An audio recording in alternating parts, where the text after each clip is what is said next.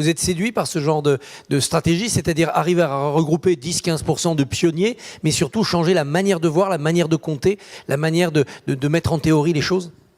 Oui, changer, oui, mais il faut quand même que nous prenions la mesure de l'enjeu. J'ai bien compris que vous vouliez que nous attelions aux solutions et non pas au constat. Mais la révolution qui est nécessaire ne peut être comprise qu'au regard précis du constat. Donnez-moi 30 secondes. 2 informations très récentes qui sont passées sous le radar médiatique, qui sont peut-être les plus importantes de ce siècle. Nous venons d'apprendre que dans la branche du vivant, qui comportait et de loin le plus d'individus et de loin le plus d'espèces, la biomasse a chuté de 67% en une décennie.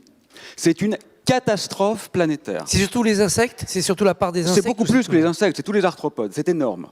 Le second point fondamental, c'est que nous venons d'apprendre il y a quelques jours que la moitié des points dits de basculement irréparable sont déjà atteints beaucoup plus rapidement que ce qui avait été prédit dans les pires scénarios des scientifiques. Donc nous sommes littéralement dans un état d'extermination massive de la vie sur Terre. Nous sommes en guerre totale. Extinction, rébellion, si j'ose dire. Oui, mais nous sommes à la fois, si vous voulez, les auteurs de ce massacre et une partie des victimes de ce massacre. Et pour être tout à fait honnête et le dire sans être trop vindicatif, je crois quand même que l'essentiel de ce qui est proposé aujourd'hui relève de la bouffonnerie. Voilà, nous sommes en conflit nucléaire et nous affûtons nos lance-pierres. Ça peut effectivement amuser les enfants pendant quelques soirées, mais ça ne va pas faire illusion longtemps. Et permettez-moi d'être parfaitement clair. Si vous voulez, je crois qu'il faut absolument, c'est le plus urgent au niveau de l'action concrète, comme vous le voulez, que nous sortions de l'état d'hébétude, pour ne pas dire d'aliénation, qui est actuellement le nôtre. Si vous voulez, le verrouillage systémique a fait en sorte qu'aujourd'hui, les gens qui préfèrent leur enfant à leur argent passent pour des radicalisés. Les gens qui préfèrent sauver la vie plutôt qu'un point de croissance passent pour des doudingues.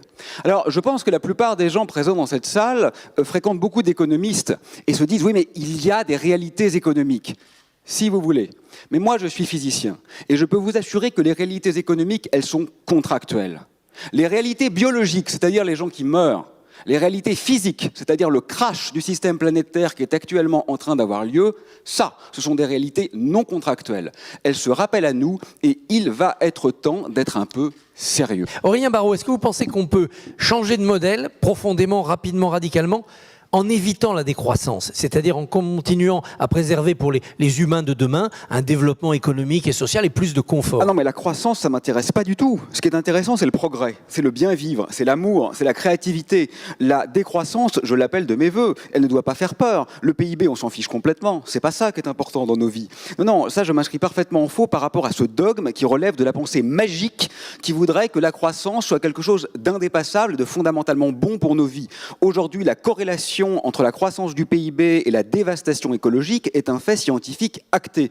Donc il va falloir qu'on revoie nos logiciels. Et je m'inscris un peu en faux par rapport à mon voisin qui me disait, moi, bon, je suis un peu plus âgé que vous, et donc j'entends tout ça depuis 40 ans. La sagesse. Bah oui, mais précisément, en 40 ans, les populations d'animaux sauvages ont disparu de 60%. C'est une catastrophe. Ce n'est pas une peur de l'avenir, c'est un bilan du passé.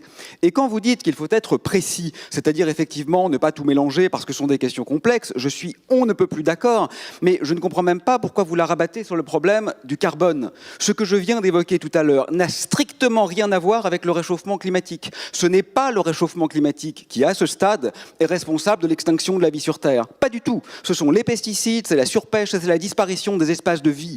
Donc manifestement, nous n'avons dans cette salle de personnes concernées, pas encore même compris quel était l'enjeu du problème. Donc je crois vraiment... En tout cas, on n'arrive pas à relier entre eux les différents enjeux. Mais c'est notre manière d'habiter l'espace, l'enjeu. Si vous voulez, le point maintenant, c'est pas de faire une source d'énergie propre, parce qu'avec un bulldozer qui fonctionne à l'énergie solaire, on peut raser la forêt amazonienne. On n'aura pas émis de CO2, mais on aura quand même rasé la forêt. Ce qu'il faut maintenant, c'est comprendre que la vie vaut pour elle-même, c'est de cesser d'instrumentaliser et de financiariser des valeurs qui sont fondamentalement hétérogènes à ces atrophies en quelque sorte ou à ces réductions. Et ce qui est extraordinaire quand même, c'est que dans le passé on aurait dû le faire pour éviter le colonialisme, pour éviter des affronts sociaux absolument extraordinaires. On n'a pas su le faire parce que les dominants, entre guillemets, les puissants n'avaient aucun intérêt à le faire. Mais aujourd'hui, même ceux qui ont les rênes ont intérêt à le faire, parce que cette activité de surprédation devient suicidaire. Donc si même cette fois nous échouons, ça relève quand même littéralement d'une sorte de folie humaine.